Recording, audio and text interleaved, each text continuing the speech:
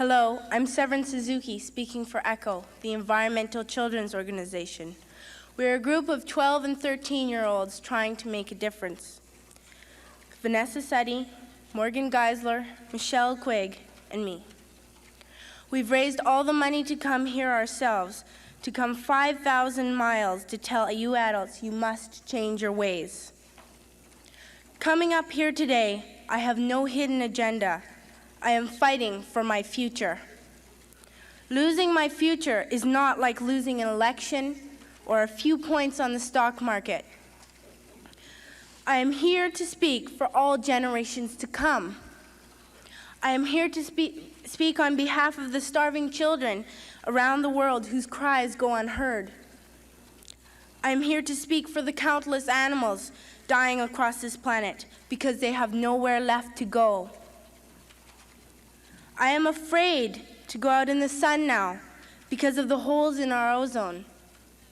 I am afraid to breathe the air because I don't know what chemicals are in it. I used to go fishing in Vancouver, my home, with my dad, until just a few years ago we found the fish full of cancers. And now we hear of animals and plants going extinct every day, vanishing forever. In my life, I have dreamt of seeing the great herds of wild animals, jungles and rainforests full of birds and butterflies. But now I wonder if they will even exist for my children to see. Did you have to worry of these things when you were my age? All this is happening before our eyes, and yet we act as if we have all the time we want and all the solutions. I'm only a child, and I don't have all the solutions. But I want you to realize, neither do you. You don't know how to fix the holes in our ozone layer. You don't know how to bring the salmon back up a dead stream. You don't know how to bring back an animal now extinct. And you can't bring back the forests that once grew where there is now a desert. If you don't know how to fix it, please stop breaking it. Here, you may be delegates of your government, business people, organizers, reporters, or politicians, but really, your mothers and fathers, sisters and brothers, aunts and uncles, and all of you are someone's child. I'm only a child, yet I know we are all part of a family, 5 billion strong. In fact, 30 million species strong. And borders and governments will never change that. I'm only a child, yet I know we are all in this together and should act as one single world towards one single goal. In my anger, I am not blind, and in my fear, I am not afraid of telling the world how I feel. In my country, we make so much waste. We buy and throw away, buy and throw away, buy and throw away, and yet northern countries will not share with the needy. Even when we have more than enough, we are afraid to share. We are afraid to let go of some of our wealth. In Canada, we live the privileged life with plenty of food, water, and shelter.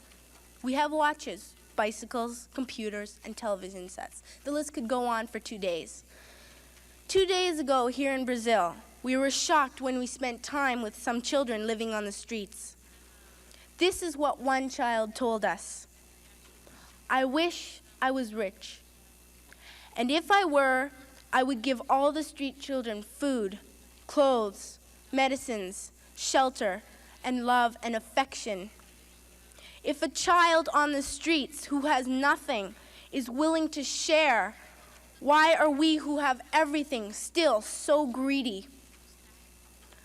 I can't stop thinking that these are children my own age, that it makes a tremendous difference where you are born. That I could be one of those children living in the favelas of Rio.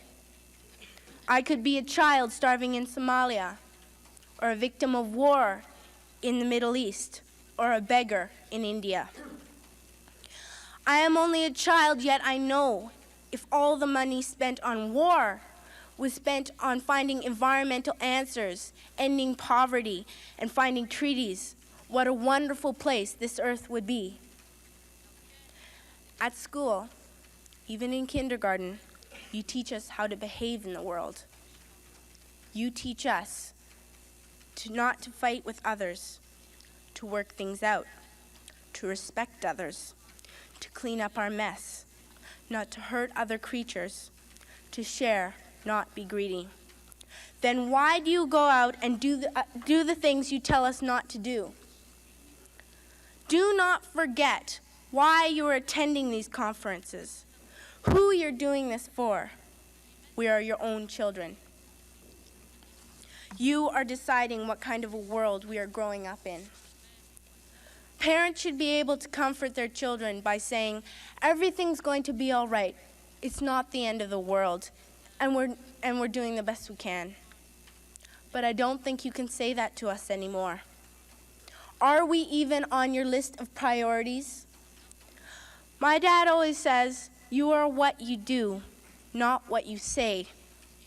Well, what you do makes me cry at night.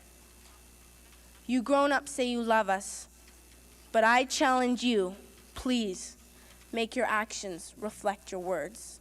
Thank you.